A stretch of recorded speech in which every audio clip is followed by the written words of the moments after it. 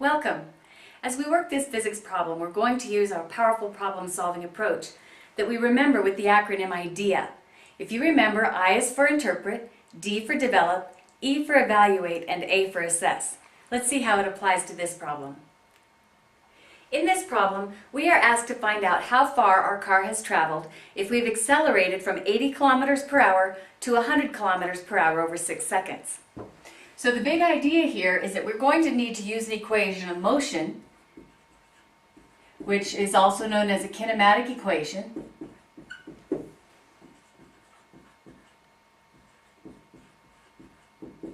to find distance when time equals 6 seconds,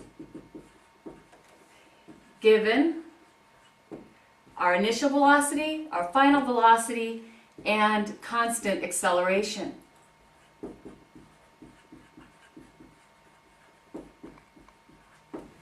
Because we're told that acceleration is constant, we can use the idea of average velocity, and that I think will be the simplest way to our answer.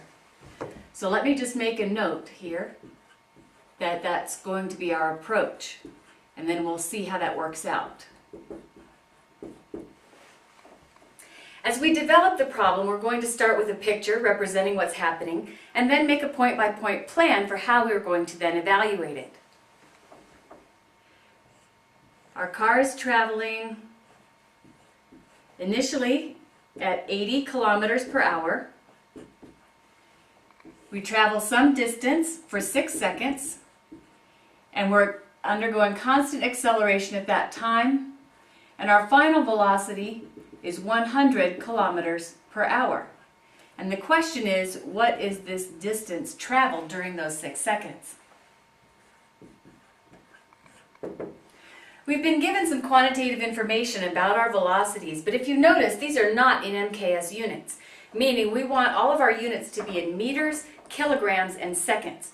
So one of the first things we should check in every physics problem, and it's clear in this case, is we would like to convert those units to MKS units.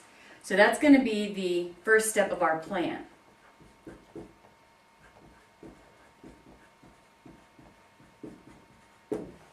And then we are going to express the position, I'd say in terms of average velocity.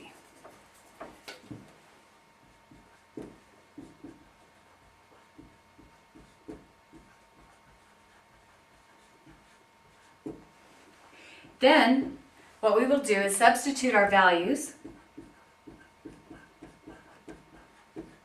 for our initial and final velocities and the time, and then we will simplify for distance.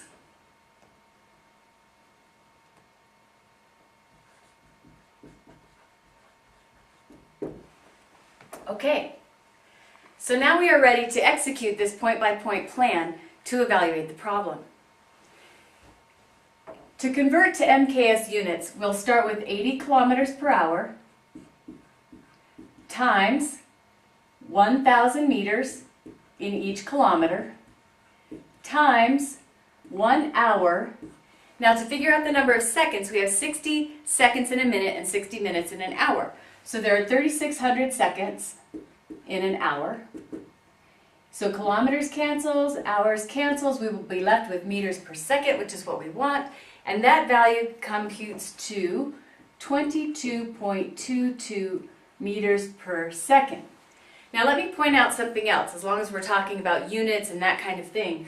We started with something that really only has one significant digit, but I have written 4 in my answer here, but it's not our final answer. When you make intermediate calculations, you should retain several more significant figures than you're going to end up with in order to keep your accuracy.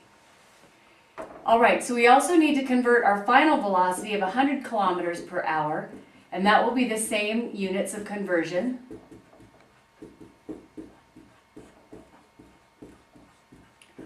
And this yields 27.78 meters per second. Now we want to express the position of our car as a function of the average velocity. So we'll call it x. It could be anything, but x will be our position. Our final position is the position that we start at plus the average velocity times the time traveled. Average velocity is 1/2 the initial velocity plus the final velocity, and then, as I said, times the time traveled. So let's make a little note of that right here. This is V average. Just so we don't forget, that's why we put that there.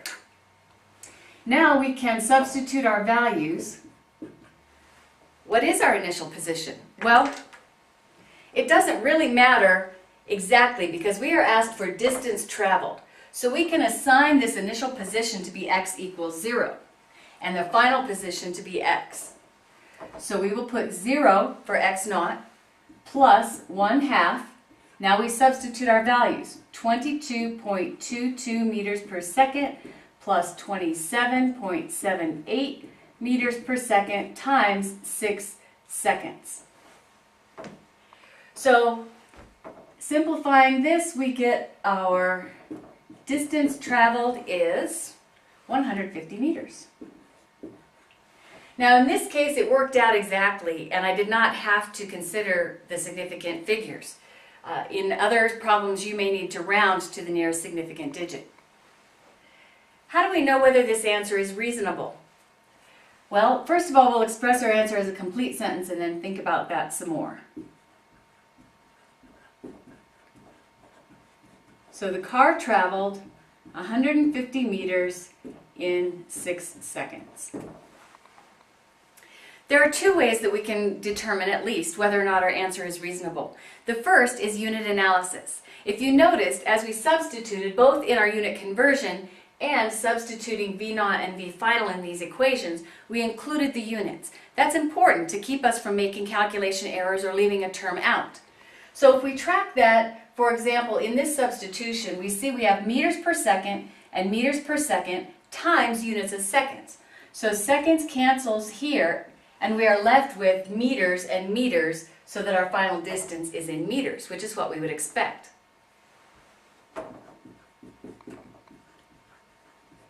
So with unit analysis, we get a final units of meters for a distance, which makes sense. What else can we do to determine whether or not this number of 150 is reasonable? Well, think about the physical behavior of the car. If we had traveled for the entire 6 seconds at 80 kilometers per hour, that would be a lower limit on how far we traveled. And if we traveled the entire 6 seconds at 100 kilometers per hour, that would give us a maximum distance. So we can use the minimum and maximum velocities to bound our answer. And I'm going to use the converted units because that's more appropriate to compare with our answer. So consider the minimum and maximum distances. So we'll say that's our second way of assessing our answer. For V naught, we would have the distance is equal to 22.22 meters per second times 6 seconds. And if we were traveling at the maximum speed the whole time, our distance would have been 27.78 meters per second times 6 seconds. And these yield, in turn, 132 meters and 168 meters. So these are the lower and upper boundaries on how far the car could have traveled given continuous motion and no deceleration, which we were already told we have constant acceleration, so that's a reasonable assumption. Because our answer has the proper units and is between the lower and upper bounds we determined, we have confidence that our answer is probably correct.